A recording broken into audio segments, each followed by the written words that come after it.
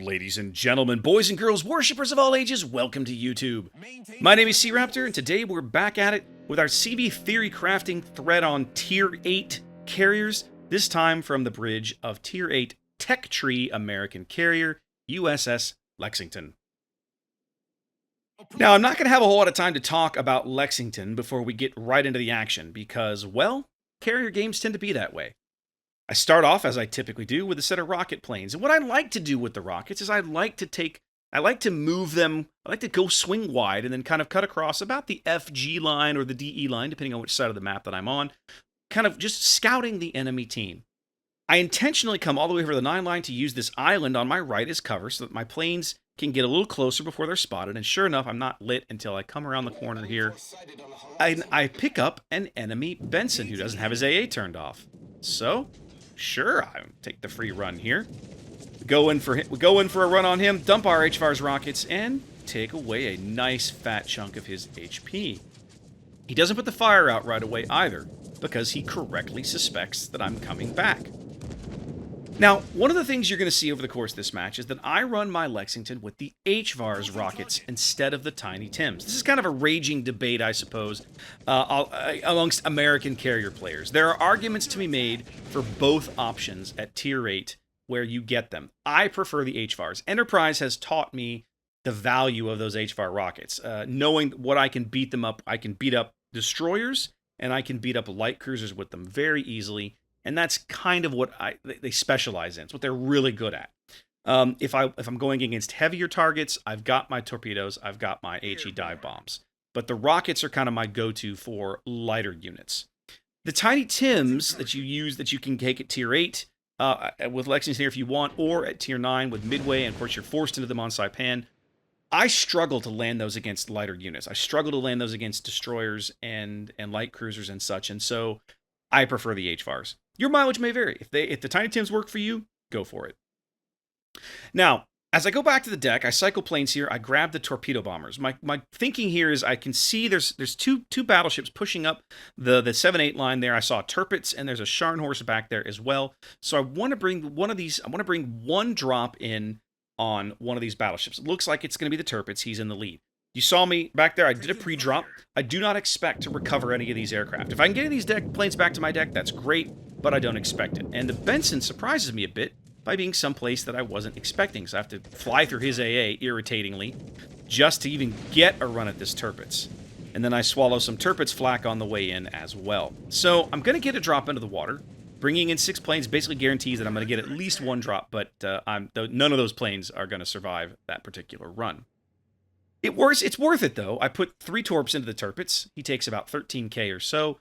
No floods, unfortunately, but it is what it is.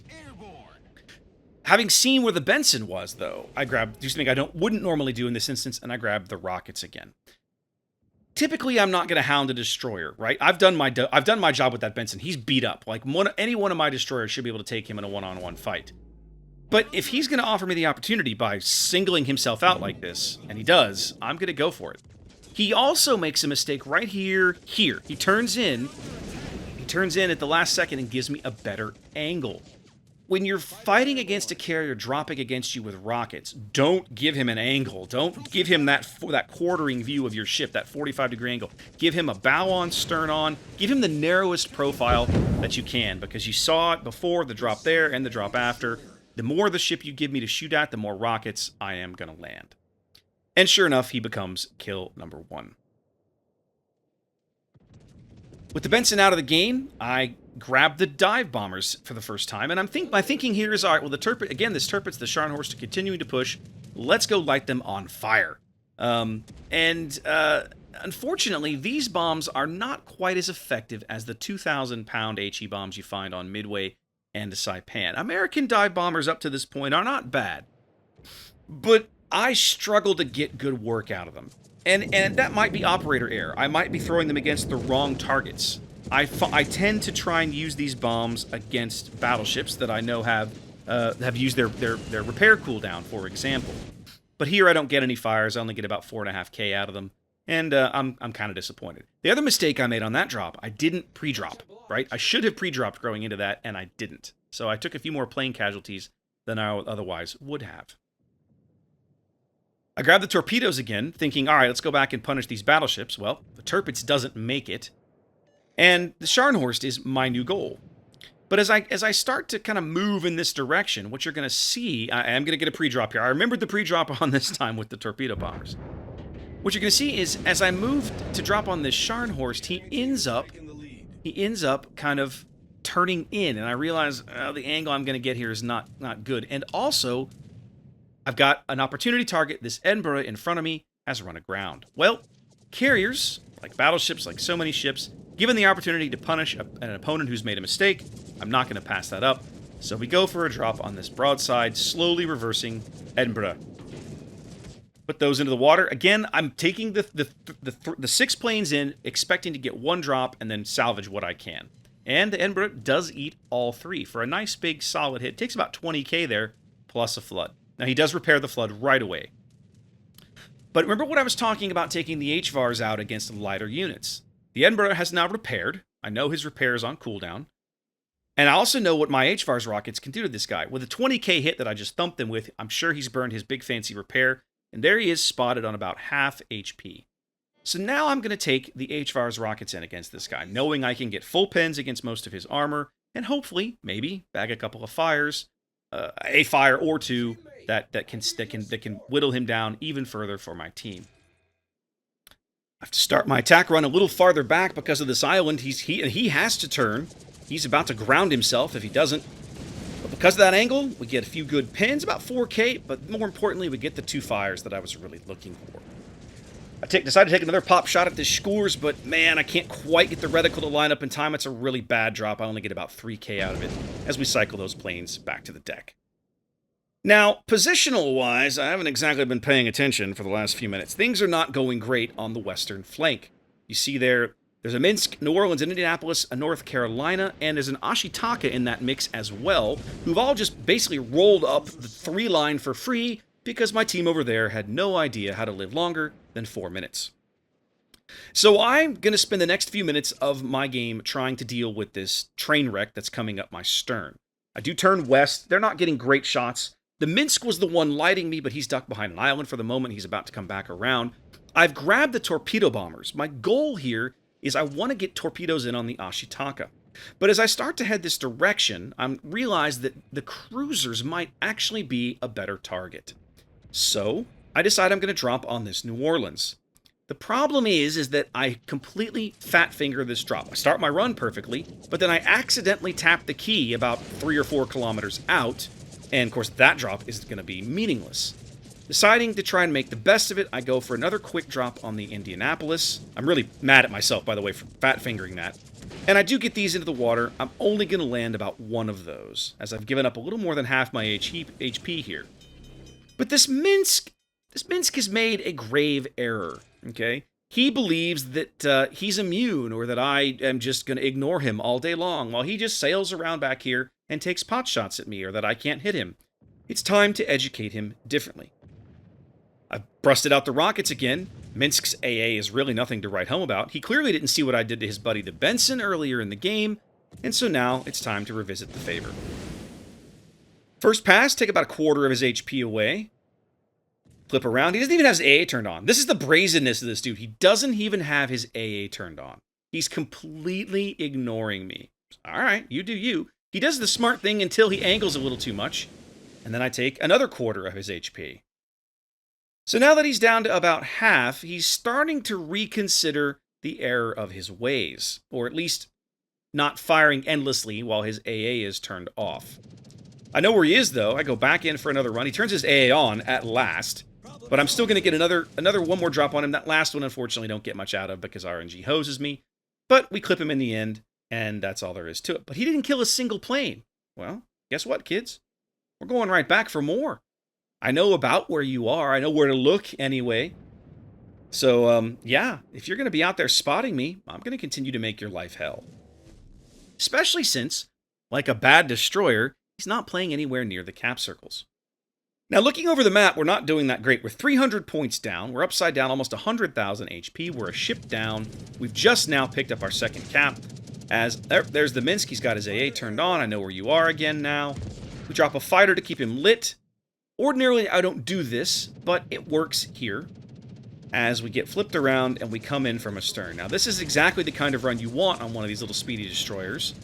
He smokes a little too late, because I know where he is. I do put 4 more rockets. I get a second fire on him. The Massachusetts had put a fire into him as well.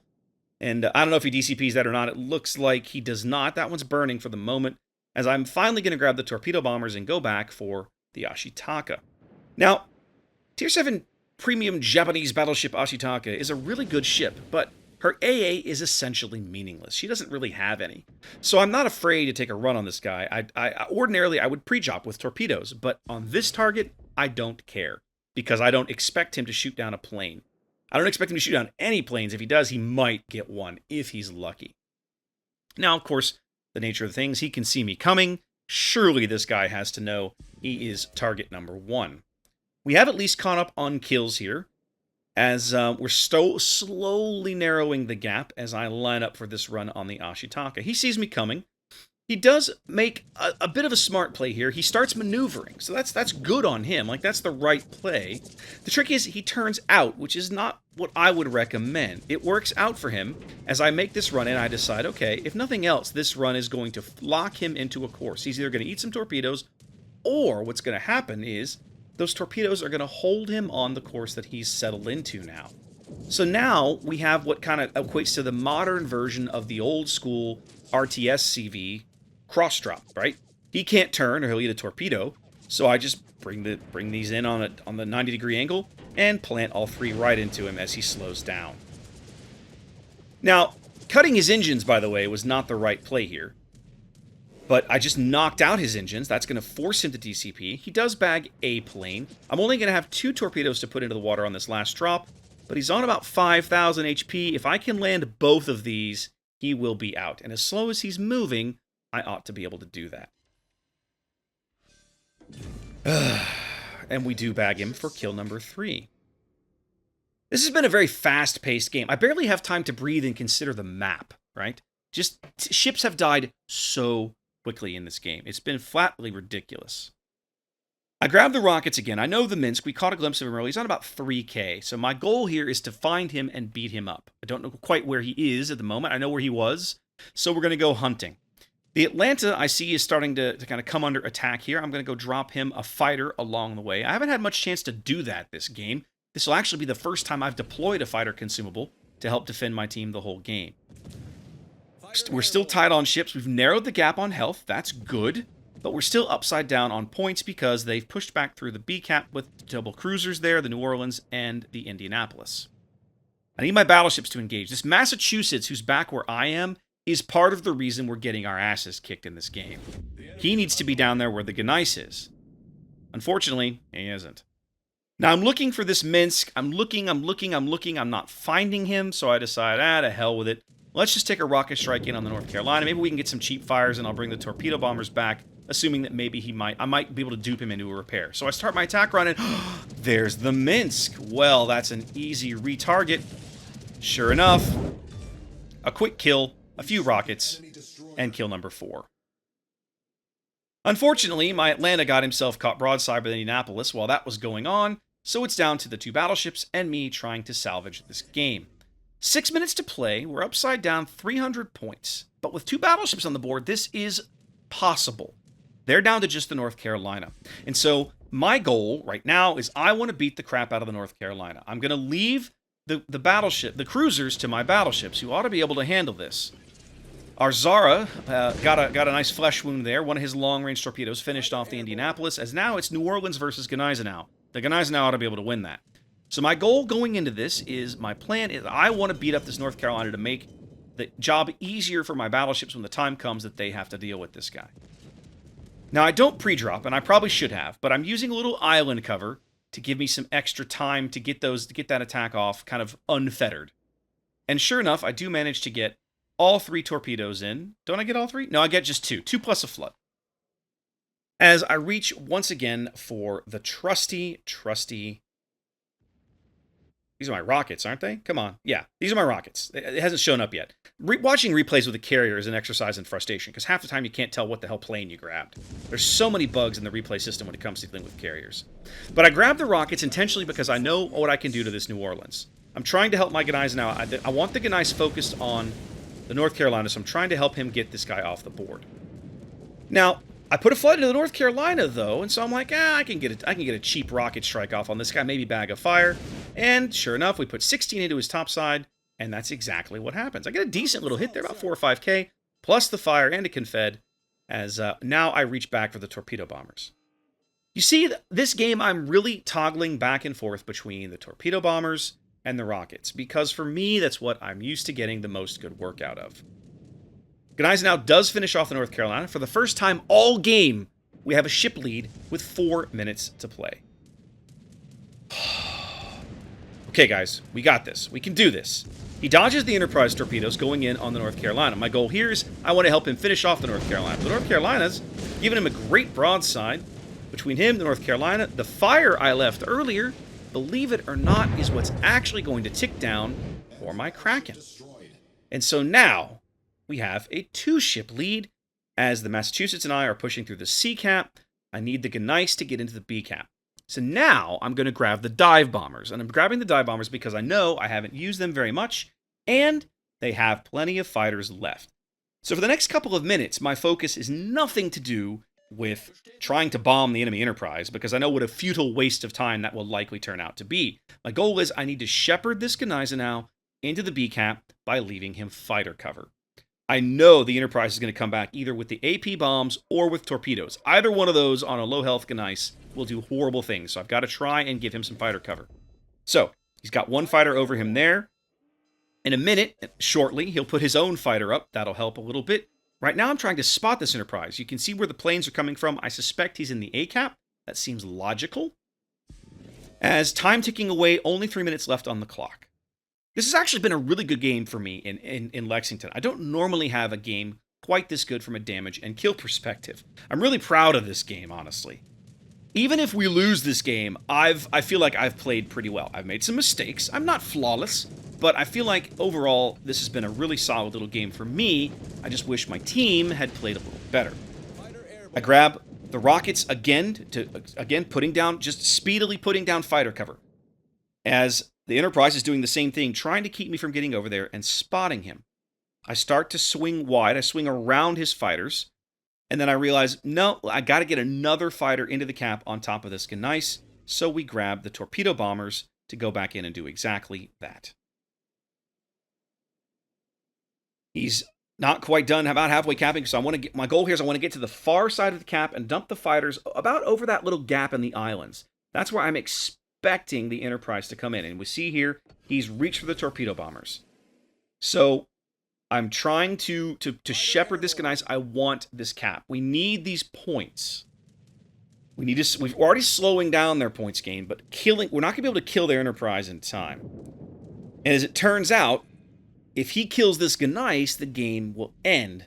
And unfortunately, that's what's going to happen. You see my fighters, they're doing some work, but preventing the strike entirely is almost impossible. It takes a single torpedo, and that's all it takes to end the game.